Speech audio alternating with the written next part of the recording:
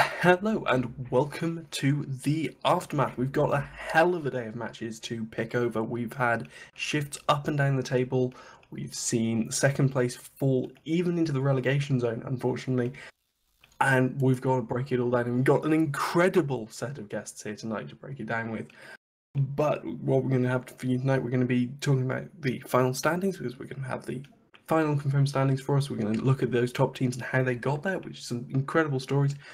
Go over what they've exactly won, and I have an incredible set of guests tonight. They've all stuck around. We've got some brilliant team captains, brilliant players, and everyone who wants to say hi. Yeah, we can start with introduction. So I'm Rain. I'm a commentator for both the major and the minor leagues. I'm just here to hang out and kind of talk about what I saw, my thoughts. Hi, my name is Brett Thomas. I'm a commentator for the minor league, and I also played in the now relegated to the minor league team. Hey, what's up? I'm Hoodie Mafia. I am the team captain of the other team. Hey guys, Baldock. I'm team captain for Team Johnny. Hello, I'm Mythical Hawk. I'm commentator for the minor league, and I also play for Team Johnny. My name's Bayarji, and I help organise the tournament. I'm Kat Tariq, captain of Clever Girls. Yeah, it was a major league team. Also now on Suicide Watch. This is Kellen speaking. Oops, go ahead, Mud. Oh, you're good. You're good. I'm Battleship Pilot for the other team. Hey, I'm moderator, ET commentator, and dedicated frigate pilot for the other team. We could have a bit of an invasion from the other team tonight, but you have now officially, well, you had it anyway, but you now officially claimed the championship title. And are you happy about this, guys? You seem very chill for it. I think mainly because it's been in the bag for 2 weeks, right? After the first 6-0. But no, it's great. It's good. It's a good feeling. Yeah, they've already done the celebrating and got the hangovers out of the way. I hope the hangovers didn't take the whole 2 weeks to go. He always sounds like this. He wins everything. Hoodie has been unstoppable for the last 3 tournaments, so he's kind of used to winning. We only gave him 1 match in the final weekend. We could have kept the question off that. I'm getting very lucky. He's very lucky, yeah. Speaking of guests we're lucky to have join us, we got Starfleet Commander now in the house. Oh, hello. Hey, buddy. I'm just gonna have to break it instantly. That was some fucking awesome baiting there, SFC. Oh, honestly, when my Merlin was chasing you down, you went to 124, and I just about had a heart attack. Yeah, I was just like, come on, I'll go down with me at least. Come with me to the end. And then he didn't. He turned away and stopped webbing. I was like, "Are you bastard?" That's because we were screaming at him on comms. No, come with me. Don't listen to your team. I'm the target. Were you aware that had he boundaried, you would have been second instead of third? No, that's my entire team was like, oh, just boundary, and I'm just like, no, because then the points, isn't it? I was right, wasn't I?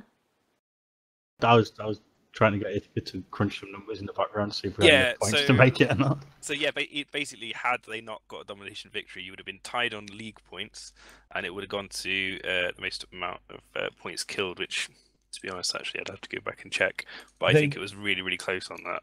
I think there was only like 3 points. I think we would have won. Yeah, I think we would have won on points. We had to get 9 more than them. So if we had lost the Merlin, that'd only been 1 point. So we would have still won by, I think, 3 points in points difference. It would have been very close. Yeah, Hoodie and the other team guys that we were watching, obviously it's hard for the Johnny guys to know because they were getting ready for the match. But we realized that going into that match, their team only needed 3 points, and they were automatically at least top 4, and they kept the spot. And then it surprised us a little bit with how the match played out. Just surprised us, to be honest. Yeah, nothing to take away from you guys. We expected it to be a little bit closer, not a full win there. Oh, sorry, mate. I zoned out. Are you talking about our match? Yeah. Oh, sorry. Literally, Talking I just smack. completely was just phased by something I saw on the internet. Oh no, yeah, yeah, I agree. I agree with you. I expected them to be a lot closer, but apparently we're crap. So that's good. It's all good. Honestly, I like don't know. You're the only team that was in that sort of 2nd to 4th region, which was so up for grabs that was there at the start of the day, that's managed to stay there for the end of the day. Yeah. Both 2nd and 4th are teams we've seen come up from actually the bottom end of the relegation zone, I think. I'm dreading to say this because someone's probably going to complain if I do. Yeah, we actually did a practice yesterday, and we have like 3 systems that we've used for practices that we have set up with arenas and stuff like that. And logged onto the first one, and Volta guys were in there setting up for a practice. You know what? Went to our second one, and TikTok was sat there, and I was like, "Oh, they're really going hardcore trying to spy here." And I was like, "Okay, let's pray the night in the 3rd one." We didn't end up practicing last night. Our team fully failed. We had people signed up, but they actually weren't signed up because they forgot to change their status in the cheat. So we thought we had enough for practice, and we didn't. So they were waiting for us to get our stuff together, and we never did. So essentially, we can blame the other team for letting down Volta. Yeah. Literally. Let's all blame Hoodie. I told you earlier. This just comes back to the same thing what Nash already said, yeah. It's all Hoodie Maffia's fault. That's the reason. Beating me first game, it's your fault. Damn it. Sorry, man. I'm surprised that Ithaca hasn't claimed that all our results were down to his dice yet, to be honest. Our results it's are been entirely rolling down dice. to our dice. Like, every time that we didn't roll the dice to pick the beacon, we lost. So, pretty much we always roll. I've got a little D4 here, so we always roll that to pick the dice and to pick the beacon now, and we haven't lost a game yet, so it's all down to this dice. You would not only put this down to luck, but you would also say that the pick of the beacon is vital in your victory, or? Pick of the beacon has nothing to do with it. It's the fact that the dice picks it for us. That's everything. Right. I think in our matches today, we were against. I mean, the first one, the dummy came in really close, so it made it a lot easier for us. But in the last one, if we'd been on opposite beacons, we'd have had like 100 kilometers to travel before we could really put any damage in anything, which would have helped. Let's suppose that you're writing a really important email to a colleague. Yeah, beacon does make a bit of a difference. I did think it was funny though. I kind of zoned out at one point, and then suddenly I heard everyone shouting for me on comms, and it's because they were desperate for me to roll the dice because they were like, "Which beacon? Which beacon? Like, we need to know." Like, no one wanted to pick one; they all wanted the dice, and I kind of zoned out and hadn't done it for like about a minute after the band's finished. Everyone was starting to get worried. Yeah, I should point out as well, Ithaca's in Australia at the minute. He's been getting up at like 5:30 in the morning, 5 o'clock in the morning, different days and stuff, to attend practices. So some hardcore commitment there.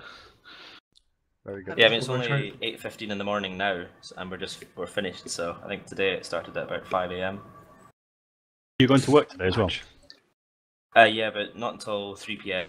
So 3 p.m. to 1 a.m. So it's a long day today. It's gonna be a little power nap, man. You'll be fine. I can't. I'm so hyped up on that win, the adrenaline. Yeah, I'm gonna head off because this entire tournament's fallen on my finals at uni. So thanks for the tournament and good fight, everyone who beat us. And thanks for coming, dude. Yeah, thanks, man. I need to do my dissertation now, please. Good luck. See you next season, bud. See you next season. See you later, guys. See you later, man. Just about to say blame Hoodie if you fail. Yeah. I was actually meaning to ask you, Battlebug, when you guys were going into that match, were you guys going in with the mindset and the setup that, okay, we just need to score 3 points and we secure our major spot, or did that like even? So we'd obviously crunched the numbers and stuff, and we figured that we only needed like 3 or 4 points, and then we were safe, whatever. And anything we got after that was a bonus, basically. Yeah, we honestly didn't expect to get a domination there, so we didn't really expect to be finishing in second. But yeah, it worked out awesomely well. I can only thank my teammates for putting in such a good effort. We've done some hardcore practices recently, and they've all shown up all the time, so it's been great.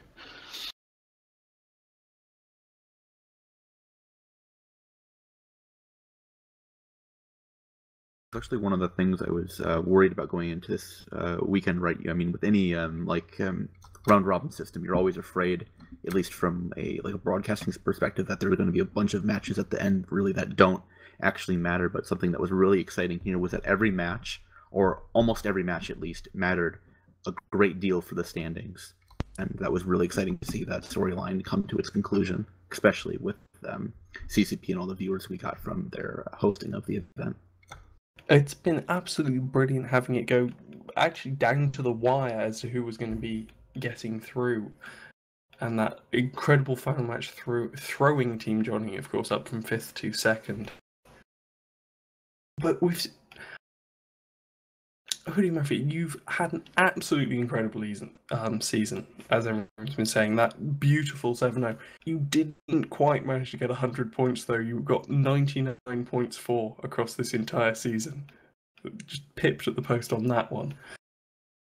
My team's just sorry to interrupt there.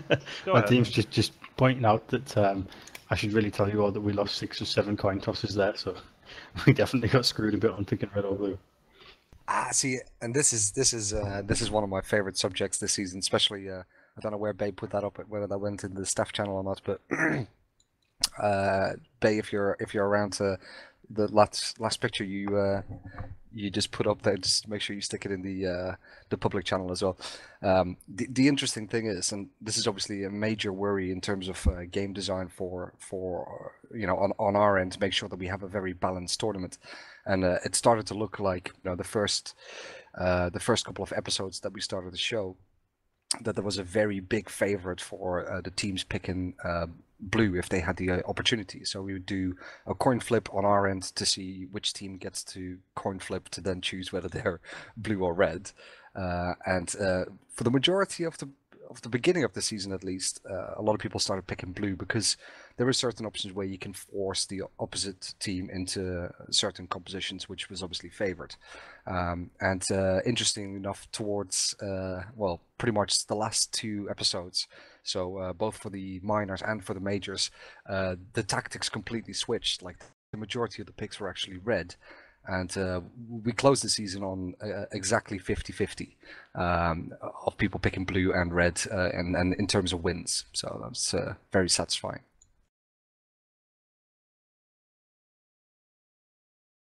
It is exactly 50-50. It's not even like 51% or something. It's exactly bang on 50-50. Yeah, I can't say I was around for it, but am I right in thinking that a similar thing happened last year?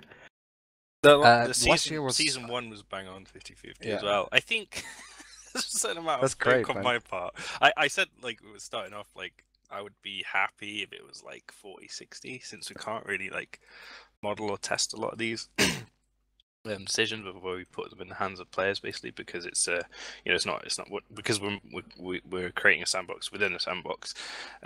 We don't have hundreds of test players we can hire in or whatever, or run it past like a bunch of people doing a beta test or whatever. So it is kind of like quite it's quite hard to balance tournaments, any tournament, like any like just basically in EVE Online, because of that. So we've been I've been very lucky that it's been bang on 50%.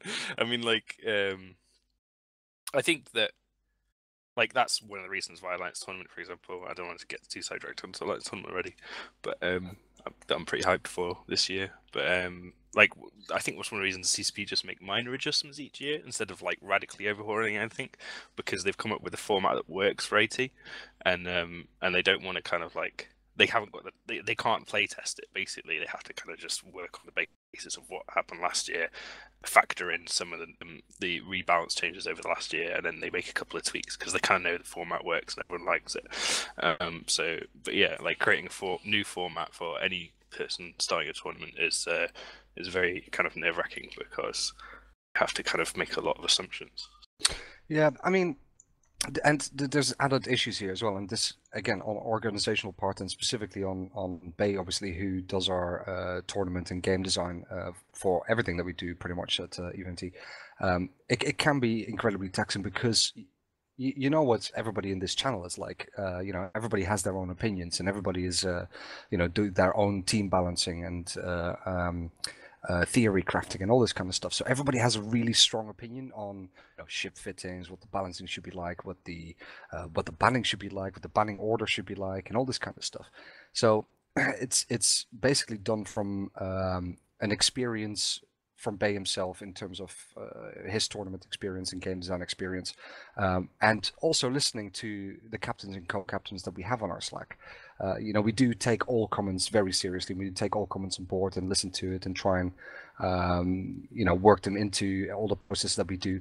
But you got to remember that for the amount of people that are involved and the amount of feedback that you get, you're not gonna please everybody. So it's very satisfying to get such a well balanced result at the end of the season. Yeah, it's definitely worked out great that way.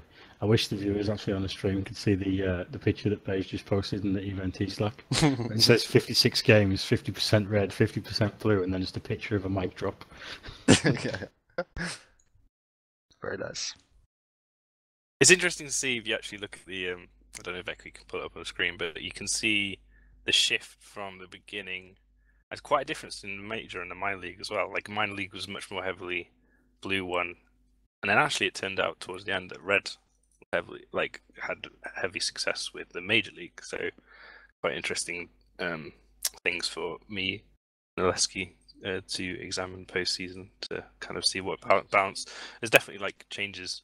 It's not a perfect system still. I think we're very lucky to get that result. But it's good to see that. It's I think we'll definitely make some changes for next season. I think it makes sense that it ends like this, though. To be honest, I've always seen blue as a bit more of the easier team to get into. So it was very obvious that blue was going to start out being the stronger team, and then as the weeks go by, people and teams start realizing that you can do it with both sides. So I think it would have actually ended up maybe red being better in the end if you would have gone a couple more weeks. Yeah, it's interesting that. Particularly seeing Provi shots who ended up coming third actually picking to go red rather than blue was quite interesting. I'm actually a bit paranoid of a person generally, so I'm just kind of paranoid that it's broken and red's actually too strong now. No, but I don't think it necessarily is. It proves to how complicated now far you have to go in a tournament theory crafting wise to actually figure out what works and what doesn't, when it takes several weeks for a whole bunch of teams with good pilots to figure this out. So I think that's a good thing.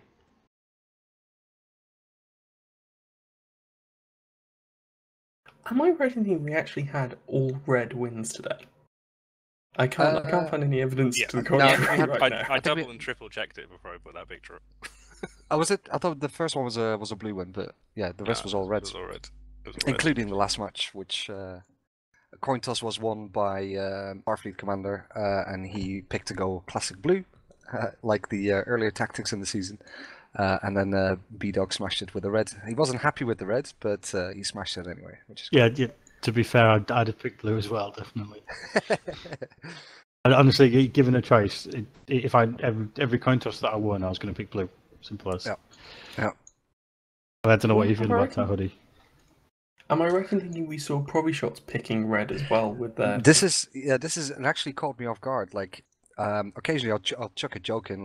Whenever I do the banning tool with captains, I try to keep it as professional and clean as possible. So I don't really fuck around in the channels during the show as much as I'd like to. Not as much as I'd like to anyway.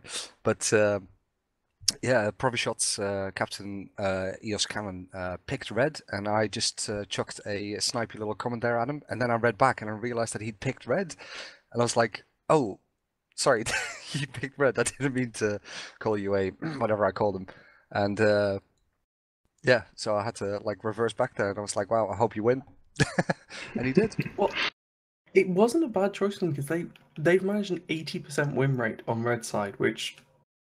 For a team other than, of course, the other team who have a 100% win rate under any condition at this point, it's been pretty impressive, and they have won with the same composition every damn time. This is still can't get my head around why people are letting it happen.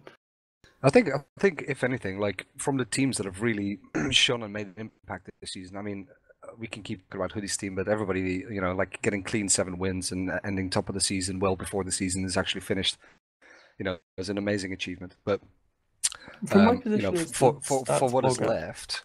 Yeah, I mean, but for the teams that are left, if you look at Provi Shots, for example, I mean, they started off the season so poorly, and Team Johnny was questionable at one time as well. But if you look at, you know, the end statistics and how the teams ended up at the end of the season, I think it's been actually really exciting to keep track of the overall standings, not just the individual matches. Yeah, I mean, us and Charlatans were tied for second for like coming out of the second weekend, right? And we finished 5th and 7th, which is pretty fucking ridiculous. Yeah. I thought you were actually in contention for first place after the first couple of weeks. I was like, damn, Clever Girl's looking really strong. Like, there was a couple of really, really close matches against other teams honestly, who were like in yeah. so, you know, I think Jose as well. Like, he went on holiday as well, and his team dropped as well. So I think terrible timing. I think not taking holidays as a team captain is probably a good tip. Yes. I was out in Tasmania and I'm looking. I was like, oh, should I get up really early and watch these matches? And I was like, oh no, they'll be fine. And then I woke up and checked the scores and was like, oh boys, what have you done? Holiday in Tasmania is not a bad consolation. I mean, yeah, honestly, like, given the choice, I'd do it again. But yeah, taking like it kind of sucks, like, 'cause it was 2 weeks out, so it was a week's worth of scrims that I missed the actual weekend, and then basically I got back this week and was at work all week and kind of missed the scrims the team had this week as well, coming into today. So yeah, you can't take a break from internet spaceships. Obviously, that's the lesson. Yeah, I just thought about it, and if I don't ask it now, I'll forget about it. for because we've got a couple of captains here. For you personally as captains or co-captains, and what you know of your teammates, when you get your skins, or any skins that you've had last season, what do you guys do with it? Is the prime choice to like save them and sell them when they're super value? I mean, some of the skins are worth 10 bill a piece now. Or do you guys just go, no, I want the sexy skin for myself and I inject it? What is the sort of tactic here? I'm sitting on mine. The trick is mine. to win loads, and then you can do both. Or yeah. Yeah, I'm waiting in vain for them to be the APOC ones to be worth as much as the Foons, and I don't think it'll ever happen. But it will happen for sure, man, for sure. I'm giving one away to my co-op for a competition actually this month. I think so. Highest killer in Horde Vanguard in March gets a skin, but the other very nice. I'll be sitting on. Yeah, I think everyone else on my team is pretty much saving them. I think. Yeah, I mean, it's interesting because this is we're super lucky that we've got such a good relationship with CCP, and the fact that these skins are genuinely, written off as unique. Like there will never be more of these, which, does make them very valuable. And obviously, the interesting thing with skins is, people, especially in the beginning when they come out, people inject them quite willy-nilly and they don't really think about it. But obviously, the more they're injected, they can never come back in the game. Like they can't unplug skins. Like somebody stops playing and they've injected the skin.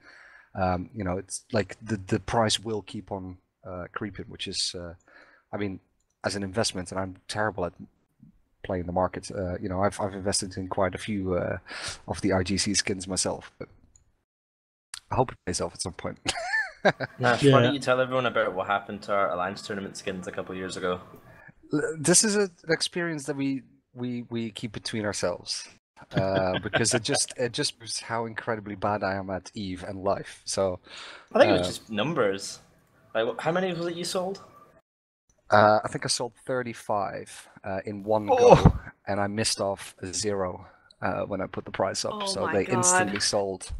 And I lost our corporation about 40 bill. Yeah, GG. Best CEO ever, right? And this is the man, ladies and gentlemen, that we have in charge of EVP. Yeah, definitely. I can certainly say in my case last season, the skins that we won, everybody got so many skins and stuff, and then the ones that were left over, I basically took those and used them to purchase skins from the previous season. So everybody on the team ended up getting a skin from the previous season as well that didn't already have one. That's a very cool idea. I like that. What I'm going to do this season, I have no idea, but anyway. Well, I mean, you guys end up with a decent amount of skins, and with the Aurum store obviously selling a limited amount of the sub BS classes as well, which with fairly popular ships as well. Like the Drake is still popular. It's cool. Yeah, that's an idea really. I can get a few of them. The Caracol is obviously you know, a very popular ship still. You know, I think the IGC skins will be, you know, better known around New Eden, and I think more people will want to be seen in them and look into where they can get it. And For anybody who's tuning in late who didn't watch the stream earlier, do you want to explain what they are?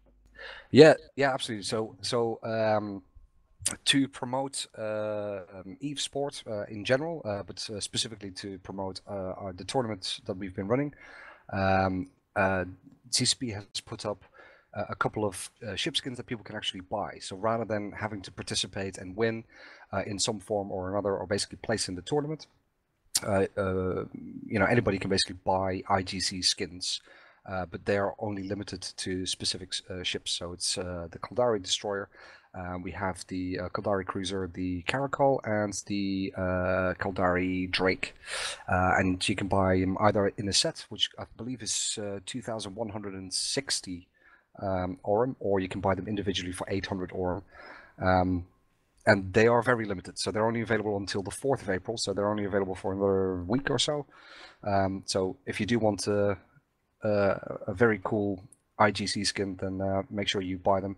And more importantly, it shows to CCP, and this is why we've been trying to peddle them so hard and push them so hard, is because the more of these ship skins basically sell, it shows the CCP in a monetary value that it is worth to keep supporting the things that, for example, organizations like EVNT do. Not specifically EVNT, but obviously we've been at the forefront of Eve Sport and events and things like that. But it's basically anybody that wants to be involved or does this type of thing. It would be worth for CCP to keep investing their time in it. So, you know, after the work that Bay and myself put in very early with the team at EVNT over the last 3 years, you know, we've managed to help convince CCP to make Thunderdome, for example. And I think this is another one of those things. If more people buy these skins that are very limited and only available for a very short period of time, it would just show to CCP that it's worth for them doing this kind of thing. That's why we're pushing them so hard, and I hope that everybody spends all their spare plex on these skins. Yeah. Can we do a quick straw poll here and see how many people in the channel have actually already got them? I know I've already bought one. I bought 15 sets. 15 sets I bought. Try not to sell them. A couple of cheap. sets. I got 2 sets. I've been hunting them, but I'm a space poor and a real poor. Sadly, I can't yet. You should have some free Aurum at least, right? I think the whole with the Aurum market changing, everybody should have like at least 1,000 or so you can buy one of the skins. I have seen a couple of people Xing up there. All right, that's stuff. I was going to say we don't actually get. Yeah, we get told if we don't buy them, we get fired. Any of those, so. right? I wish I had that power, but no. Us contestants, we don't actually get those. That's something people got to keep in mind. We get a copy of the IGC Raven skin, which is the battleship that's exclusive to the tournament and the competitors. But the Cormorant, Caracal, and Drake are freely available in the store, and I'm going to go pick up a skin set later tonight. Yeah, definitely do, man. Jason just said in chat there, please tell the story how bad I am. And again, this is another example of me being really bad. I occasionally try to sell and buy some stuff on the market and be really clever and be like a market trader, and I'm so bad at it, which I've described earlier. But again, with the skins, I actually, for some reason, I ended up with some Aurum tokens, which I cashed in, and I ended up buying some of these skin packages. But I didn't buy them as packages, I bought them as individual skins. So the first 8 I bought of each, I bought as individuals. And then I think it was Bay actually who ended up buying a set and then told me that there was sets available. And I was like, bollocks. So I ended up buying another 7 sets as well, which were considerably cheaper than the first 7 that I bought. But yeah, you can buy them in packages, guys. All right. Way cheaper. Yeah, I think it's safe to say that there's a reason that Nash doesn't work on Wall Street. Yeah, for sure. I think it's safe to say that there's a reason why I don't play too much Eve, because I'm so terrible at it, but yeah. Yeah. I think we have a general rule that if Nash buys something or tries to invest in something, then just don't do it, don't touch it. It's going to fail. Yeah, if you're asking me for market advice, do the opposite. So Which, to be can fair, we, is actually kind of useful. Yeah, definitely. Can we use this opportunity to pump you guys for information about the AT and future plans and stuff? Are you guys going to be doing any broadcasting this year or anything like that? We will not be talking about it. We have some plans. Obviously, we have plans, but we can't talk about it just yet. Are you going to be at FanFest? Unfortunately, not myself. Okay. But there's a lot of my co-mates are going. So there'll be quite a few Tuskers there. Right, we're actually doing a presentation at FanFest, which is kind of led by myself, but there'll be a couple more of our team. Tiberius Stargazer will be there, General Stargazer will be there, Rain Chocolate will be there, and Lise Randolph as well. And EQ, obviously. And between us, we're doing a presentation at FanFest. Should take about 40-45 minutes with plenty of space for some Q&A, where we will probably let you know a little bit more about that. But that's all I'll say about that for now. Definitely something to look forward to. Am I right in anyway. thinking for those that can't make it, we're going to have that coming up on stream, sort of VOD for people at home? Yep. Sadly. I think some of I can't say this with 100% certainty. I think some of the presentations are actually being streamed, but I'm not sure whether our room is. Which is probably worth finding out. I'm not sure whether it's going to be streamed. It would be cool, but I don't know. Are we going to get any video log action from you guys getting drunk and doing hilarious things? I would certainly think there will be some shenanigans. Yeah. Worst case, I'll send it with some kind of hidden camera. You'll sort some I'm sure. It's kind of funny. Like, I usually have Ithaca around to look after me, but he also can't be trusted. He would also be the kind of person to get me in trouble first and then save me after, kind of thing. But yeah, sorry, not trying to run away with your show, Aleksi. What other points have you got for us? Well, actually, that's what I was going to ask. Is we got some captains in here. Phalanx, it's kind of the elephant in the room this season. They just haven't managed to get a grip. They've done some interesting things. I mean, we saw them do some very interesting things that last match against the other team. But is there anything we think's gone wrong for them, particularly, or are they just a team that's been left behind with this new crop of, partially new crop of talent into the Major League? I'll start, everyone. I'm not captain, but yeah, I think they just failed to get. I think their team captain and co-captain obviously didn't show up tonight. I think they've lost a little bit of love for the game. You know, people take time out or start playing other games, get into them, whatever. And we ask for ISK deposits in the form of Plex. Obviously, if we're not playing the game, that's not particularly a good motivator to log in and play. So unfortunately, their kind of leadership had a little bit. I believe their corporation that most of their members are from on Tranquility. Folded as well, so that's why they struggled. The guy who stepped up tonight, I forget, is it Crookshank, was it, Nash? Crookshank. Yeah. Yeah, big shout out to that guy. He was super nervous. He managed to poke around eventually and get enough people to fly tonight. But I think the reason for their failure is not a nice word. Their inability to reach their peak performance was basically because they kind of fell apart as a team, and that's unfortunate. But I guess it's part of any sport, really. People go financially under, or just kind of have a lack of leadership or whatever. But you know, fair play to them. He did poke around and get enough people to compete there, so good job on him to do that. And yeah, so it's interesting though. Like, the reason that we don't have teams directly tied to their Tranquility names, you know, potentially Team Johnny could be Tuskers 1, and the team could be Tuskers 2. That's wrong, because like you've got a lot of players from that's not quite true. I think we got anymore. more But, like, than when you Tuskers than started Tuskers. There was, you know, obviously a lot of Tuskers there, but like particularly Volta's obviously got a lot of players from Volta. You know, like we could tie teams to their Tranquility organizations a lot more, but what we found over the long seasons is that people playing the game do kind of drift away from their organizations, their corps, their alliances, and that obviously impacts us hugely if that happens mid-season, which is what happened to 4 teams during our Collide season, I believe. Yep. So we kind of like learned from that lesson and kind of disconnected We make you kind of force people to pick names yeah. so that they can switch organization in game and then carry on our teams. And you know, like if one of their team members decides he wants to go and try a different alliance to try something else on Tranquility, which is what you play most of the day, they can stay in the same team. Can still continue exactly. on with our esports league. So, although like potentially we could get a lot more viewers if we tied a team to their big name, which would possibly draw some viewers, it actually creates a lot of headaches. Yeah, I mean, a perfect example here is Starfleet Commander, for example. Like when we did one of our very earlier esports programs, we basically tied it to an alliance, and Starfleet's group or their corporation, which was predominantly Volta,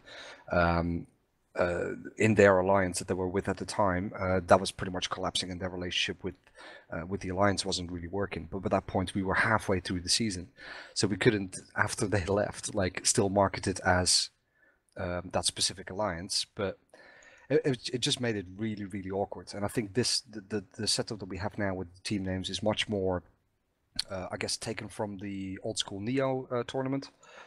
Where basically anybody can fly with anybody, and we pin it on the captain specific, rather than on an alliance name.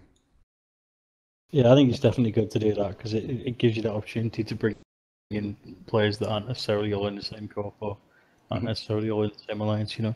Because I mean, everybody knows everyone's got friends in different corps, different alliances and needs and stuff. So it's always great to have an opportunity to fly with them in an actual proper competition that isn't the AT, where you kind of forced to not do that, you know. Yeah, exactly. And I think, I mean, Team Johnny's is a good example with, you know, they've got a couple of the Tuskers in there, and I guess the original captain was actually a Tusker. But now it's, you know, it's a right mix mash of who's there, and you know, there's some Bassets in there. There was some.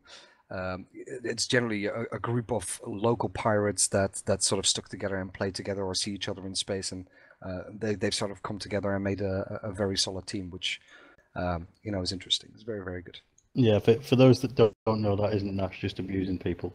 There is actually an old school pirate corps called the Bastards. Yep, that's me.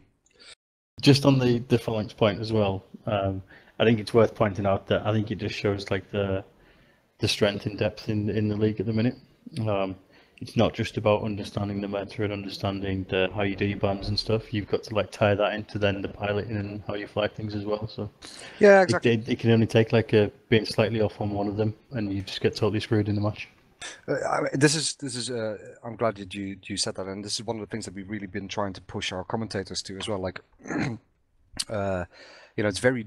EVE esports is very difficult to watch, specifically as a non-EVE player, and this is something that we're trying to fix. One, in terms of the format of the tournament itself, but also with trying to identify MVPs or you know, calling the captains by their names, identifying teams being led by certain captains, and the fact that we allow only a maximum amount of team members, which then basically automatically means that the viewers will see these team members back every time, or at least get a rotation of these same people. And for viewers to get like this recognition with these specific members in each team makes it much easier to understand, and you get much more of a bond with these teams as a viewer, and makes it much more exciting to watch. That's certainly one of the inputs that we've been building on over the last couple of seasons. Indeed, it's certainly something we've been seeing working on. We've been seeing, trying to call out the players making some incredible plays, but it's a beautifully interlinked mesh of everything that's happening on the field. But you're right though, Battle. We have an incredible depth to these leagues and making them work. And in terms of rotating things, however, we're seeing 4 new teams come up. Of course, we've been seeing teams trying to avoid relegation day. We've got the 4 teams being promoted out of the minor leagues coming up next season, especially Exodunks, who ended the season claiming that they would be winning so hard they'd be crowned victors of both. Are we afraid of them? That is an interesting point. Are you guys afraid of them, who are going to have to play them next season? I did hear a rumor, should we say, earlier on that there might be an exhibition match in the offing between the other team and Exodus. This may happen. This may happen. To be fair, I think really, for I Exodus think if you're going to do that, you sake, should wager some skins on it. Yeah, no, I think for their sake, it's good that we're not doing it today. No, I think they're really good. I mean, the way they handled the minor league, they're definitely a good team, and I think it's going to be good having them in the major leagues next time. So yeah, I think the major leagues should get a lot more competitive. We're not afraid at all. Season. Leading up to that, so the next season of the major league will be featuring the other team, Team Johnny, Volta, Pravi Shots. Those will be the returning top 4 from the major league, and then in order of their promotion from the minor league, we're going to have Exodunks offline, Sudden Otters, and then Nasty Boys. So that is going to be a very, very stacked major league leading into the winter-fall season of 2017. Every match is going to be a knife edge. It's going to be great. Yeah. Are you still planning on doing your little ranking board, Bay, to kind of rank teams in their practices and stuff? Something I would like to get off the ground at some point, although he's not allowed to. I'm not allowed to because Nash stops me from doing things so I don't burn out. But it's basically I would love some kind of a midweek kind of show where teams can scrim and just basically arrange their own practices, but when we send a referee to the practices that just kind of casually streams it really low key. And then basically those results would feed into an elo system, so that all for AT and for this, so many matches get played, hundreds and hundreds in preparation for these tournaments, and particularly AT as well. You practice probably, I don't know, a pro team, 100, 200, 300 matches. I don't know. It depends on how hardcore you are, I guess, in preparation for AT. And then it all goes down to you can lose 2 matches in a row and that's it. You're done. All that practice wasted. So I think it would be really awesome if there was some kind of ELO rating system. And the problem is it would just be really open to manipulation unless we had some sort of trusted group monitoring it, which is something I really, really would like to put together if people ever trusted me enough. But yeah, so people, if people were arranging scrims that they could invite one of us along, we would kind of put them into a database.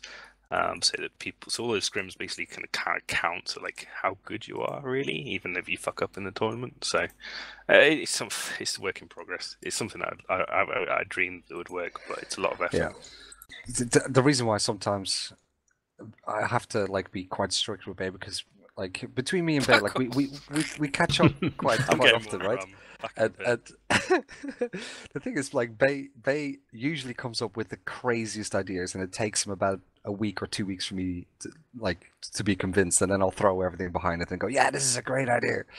The problem is Bay has so many fucking ideas, and at the moment we've got I think 8 different projects lined up that we've had to stall and put back because literally despite us having, I think we're up to about 50 staffers at the moment, and we literally don't have enough staffers to pick up another project.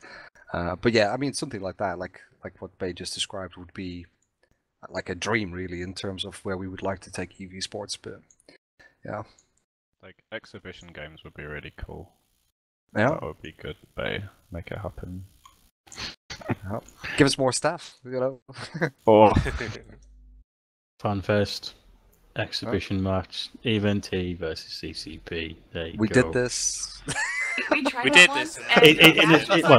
and Let me clarify in a serious fashion. Then held back so hard to not basically shadow ban for him because I knew he was gonna fuck it up. And then he went for a blaster rush team, which, as anyone who fucking tried to build it herself in this format knows, it's just doomed to failure. And then Fozzie, I could just see Fozzie's grin through TeamSpeak. Oh, he's countering every single pick. Yeah, but the thing is, I was really Oh my hungover. gosh. I shouldn't have. Why'd you do that, Nash? We I had don't- to fly. You didn't even. Oh wait, you did fly. I did. I think I did fly. But we all Yeah. died. Ball of fire. It was awful. And I take full responsibility and blame for this one. I think it's definitely time for a repeat, and I think we should make Bay or Rain captain for this one. Oh, dude, I wouldn't even be anywhere near it. They are Epophany. They're so smart at this stuff. Just put me in a ship and I'll fly it. You can just bring in Hoodie as a ringer. Yeah. Oh, yeah. You should. Can we sign up a few of you guys? Yeah, can we sign up a few of you guys and go? This is new Event staff. Can we have a rematch? kind of justify him. There's plenty of you guys going to FanFest that you can I rope think into you that could show. bring forward a champion team, right? You don't have to play yourself. That should be fair. Ooh. That's your I champion, quite like yeah. this. I wouldn't mind taking them on. Yeah, we just In your say something like Event presents, right? And then it's open to who we actually put in the team. I like this. There you go. Did we say anything about the thing in the... No, okay. Which thing? PM me and I'll Ooh. Why do I get the feeling that Bay's going to be taken into a... PM. I get the No. It's like I know I'm normally the one that says too much, and I shouldn't be saying some of the things in there. But I think Bay wants to say something cool, but I'm not sure whether we can actually talk about it yet. I think Jason's pointing out in chat as well that he's got a player ranking page on the arena site. I don't know how many details he's got on there, but it should be interesting if that gets updated. If anyone has a lot of time on their hands, right, what I'd really love to do is go back through every AT and log every instance that a pilot has flown, and have some sort of like global kind of player ranking for every match they've played. Like I can imagine like some of the really old school players that still play like I'm trying to think of an example like Zuko. You must be able to automate this via Zkillboard. It's something that I keep meaning to look into. Yeah, if anyone has like a lot of time to kill and wants to do that, it would be amazing. It's a great idea, but then you have players like me who've probably played on upwards of 4 or 5 accounts over the AT, and sure, I kind yeah, of there's rather not I can not do like. about that. But it would encourage people to fly on their mains, right, and build it up, which is what would really help esports, I think, because like what you just said, like a lot of the kind of big players, like the huge team players, they do have like 4 or 5 mains, and they pick which one has the best skill points for the match. So you don't really kind of like, you do recognize some names watching AT over the years, like certain Logic pilots particularly, who are just maxed out and fly every match kind of thing. But yeah, like that's one of the issues I think Eve has as to grow as an esport, is it's hard to kind of like get a viewer investment on the players, because like that could be, I don't know whose count that is kind of thing, but if it was just, if you could go back and like the times you've ever played an AT to moderator as the name, like that kind of stat of how many wins, losses, tournaments, all that kind of shit would be super if there's some sort of database of that. That actually kind of cues on. Sorry, go on. Yeah, that actually kind of cues on to something else. I've always kind of wanted to do a lot of like video series about history of the AT and kind of explaining why teams do things and kind of like a general overview of all of that. But the problem with doing this in EVE, right, as opposed to literally any other esports title in the game, is that as a team member, there's only so much I can really say. I'm kind of limited to myself in what I can do without also potentially creating problems for whatever alliance I compete in going forward in the next tournament, because you don't want to say, okay, well, this is an archetype that we ran in the past that will be good in the future. Here's exactly how you counter it. Here's what it's good at. Here's what it's bad at. Those kind of things. Well, we had our own case of that with the championship last week, with a few of the members from the other team talking about the Griffin, and they had a plan to counter it, and they were so set in this plan to counter it, but we're not allowed to hear what it is. It's shoot it. It's sorry. Shoot wow. it. It's like plan to kill him. It was that simple. Just pick a tall word, shoot it. Honestly. I can tell you what my plan to counter it was: just ban it. Yeah, or that. But I get the point. Yeah, go on. I think it's also a thing about the EVE attitudes. A lot of pocket picks to a degree will exist in almost any esport, but in EVE we're so used to information control. We're so used to you. It's part of also why we don't have wikis and guides as necessarily widespread as others, because the alliances will have them, but they don't want to tell other people how to do things. Yeah, there's definitely that bit of the meta game as such, isn't it? It's one of the things that, well, I don't know about anybody else, but it's one of the things I love about it personally. I mean, I'm not like PL level of must find out everything about everyone, but it's always nice to find out stuff. Well, not sure if it was before we managed to get on air, but we were talking earlier about trying to find clean systems to practice in the last few days because so many teams have been so busy, or you've seen spies, as it were, turning up in various systems trying to see what the comps will be. That's a really good point, actually, yeah. and really interesting. And this is something that me and Bay discussed as well. Like, if you look at the tournament teams, for example, Pandemic Legion is a great example of this. Pandemic Legion obviously does very well in the Alliance tournament and have proven that they can do very well here. And a lot of this is actually contributed to an information network. And putting them in this kind of format that we've provided, they actually perform really poorly. They've played with this 2 or 3 seasons, Bay. I think it's 3 actually. And every time they flunked all the way to the bottom of the table. You're about PL, sorry. Yeah. I zoomed out, but yeah. And it just shows that they're not suited to this kind of format, but also that style of competitive gameplay doesn't work. So I'm sure that some of the teams will have spied on each other to see what comps are actually working or not, or certainly not to the level of. I think to be fair, it's not like the core AT group that they've taken part in our tournaments. Team captain for the last couple of years, I think it's Dan Cole. I don't think he's been involved as far as I can remember. So it's kind of like B team's not a very nice word, but it's been captains and the players that have kind of been a bit more casual about it from PL and just kind of taken part for the fun of it. And I guess they haven't taken it nowhere near as seriously as they take the AT, but that's fine. Like they're still good pilots even after all that. So it's always great to have them. But I think the Alliance tournament format definitely suits a team like Pandemic Legion, who can just really go hard in it when they want to. Yeah, Bay, do you want to give us a sneak peek on the changes you've got planned for the album? Oh mate, it's too early to tell. No. If I had any, I would give you them, but question. I don't. I think a lot of people. I think mixing up the. Sorry, let's keep going. I was going to say, are you going to make the Brutix playable next season? Well, I was tempted to make it railguns, but then it would have been even worse. No, I think like a kiting railgun Brutix would have been super strong myself. Maybe I'm wrong, but I think like a kiting. I was tempted to put, because it had the skirmish link, and if I'd given it railguns, I think it would have been as dominant, if not more potentially than the Ferox. So so maybe. So I think the what I tried to do between season 1 and season 2 was make ships that weren't relevant in season 1 have a glimmer of hope in season 2, and then maybe kind of like make the ones that are really strong in season 1 less strong in season 2, so like sort of less of them. And I guess we'll probably continue with that theme. I do have one last question for you, Bay.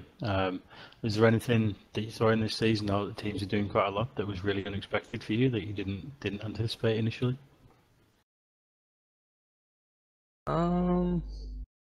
Blue in terms of pit spots and like how people were flying ships and things like that. I think the Raven was used 3 times, which was about 3 times more than I expected. That last one was 1 time more than we fucking should have used it as well. And that was cool because like it won twice, I think. So like there was one play that I kind of really wanted to see someone try, and I guess probably tried in practice, but it didn't work out. I'm not going to give away what it was, but there was one play I really wanted to see tried, and it didn't. No one used it, so I guess it was probably shit that I kind of thought would be good. But... Would this have possibly involved artillery by any chance? No. Was it an MJD Raven? Because that did happen. No, that did happen. It did work. No, it didn't. We wrecked him. The one that disappointed me actually was not seeing the Vigil Raven Hurricane combination. Or something to that I thought effect. someone might try and stack all that together and just have some sort of like crazy Sig Bloom, but I guess with the Raven you do need a tackler, I think. In fairness to you guys, there are always going to be some ships that because of the hull and the format, right? Certain frigates, for example, like the Maulus, are just always going to be awful, right? Like certain destroyers and things, they're not going to get picked, and that's not so much like a function of just the hull. I mean, the Maulus was great in Fight Club. Like, the first time this format was done, the Maulus was OP as fuck. We played it almost every match, and then Bay nerfed it super hard. Yeah. We were pretty sad about that. It was needed though, because it was almost like it was just like the only frigate to take if you wanted to go with anything that shot past like 50k. The way I look at it is Bay is our fuzzy, you see, and every once in a while. God, that's a painful comparison. Everybody's when Fuzzy does some crazy balancing thing or like a major nerf, everybody like hates on Fuzzy, but then in the end they go, yeah, it was probably the right thing, and Bay pretty much does the same thing for us. So yeah, I'm a big fan. I'm balanced. This is like the third season of this format, right? If you include Fight Club. If you include Fight Club, it was very messy, different because you didn't have the pick order. So like both teams ended up being very similar because like the teams would make the bans and then everyone would go, right, this is the optimal setup, and then both teams would bring the same setup often. Well, not always, but often. Like the good teams brought pretty much mirror setups, which meant that it was very different. Like although we were testing out the fixed fittings and stuff. Which is a great improvement, and that's something that we have discussed and we've batted between us. But it's like if there's any input, that's one of the things that I really fought Bay for to try and keep the fixed fittings, which I think is really important. It was a big gamble. Yeah. No, the fixed fittings are good. I like them, if only because it massively reduces the amount of time that I have to spend outside of the weekends doing shit. Yep. Because the 18th exactly, it makes it more casual for the captains, and to an extent more enjoyable for the majority of you. I mean, we lost, for example, Suleiman is a good example. He didn't like the format, and Suleiman obviously is one of the top captains in competitive EVE play. So losing him because we continued with this format is genuinely a shame. Like we would have liked to see people like him continue, but I think overall for EVE competitive gameplay, it was the right decision, and I'm glad that we stuck to that. It's nice to. I think I don't know. I'm speaking of myself. Obviously, I'm gonna like the system, but the reason I kind of said that it was painful comparisons to you probably because I find it like quite a lot of pressure, like obviously making these sort of decisions, and it's quite hard to. I don't like have confidence, maybe. Maybe I do now, but like it's like really hard to balance these kind of things, and yeah, I'm kind of a big big fan of the AT format, but I was adamant that we needed something different, I guess, because there's so many other people who have tried similar to the formats of the AT, and I don't think, although some of them have been fun to watch and take part in, I don't think they don't match the same grandeur of AT, because I think AT is best when it's like taken really seriously. Does that make sense? Mm-hmm. Yeah, I think you definitely have to have that in between thing where it doesn't require that massive volume of work initially to do it. I mean, obviously there's still things to do with how you plan and what you're going to choose from what's available and all that stuff, but not having to then work out optimal fits for each ship as well. Yeah, it might reduce variety in some of the ships we saw, but I think it's a really good thing in terms of like getting people in that haven't done it or don't want to do it to the level that you have to do in the AT.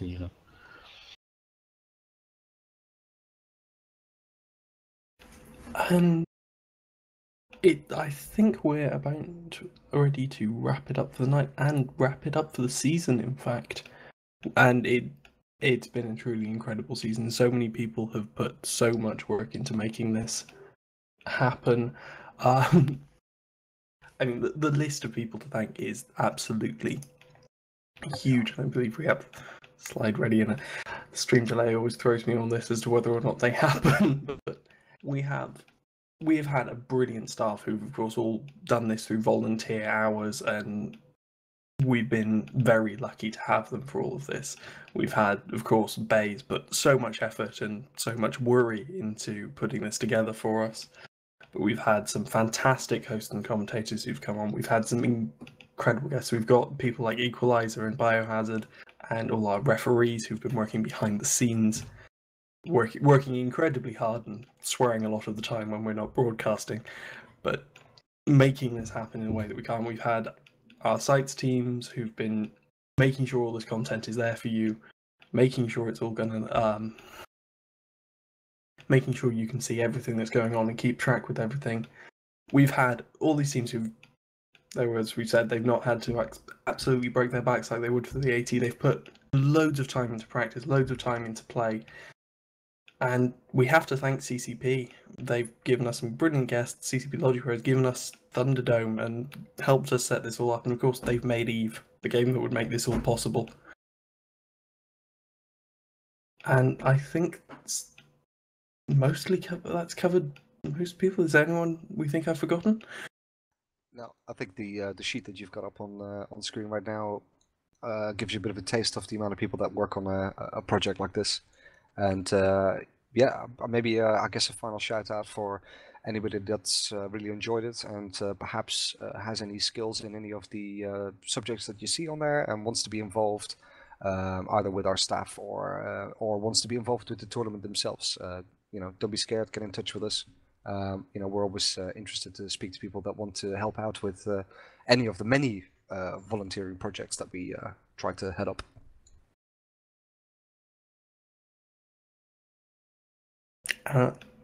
Thank you very much. And on that note, I think we are going to sign it off for the season. From EVNT and from myself and everyone here at EVNT and all my fantastic guests tonight, good night and thank you for watching.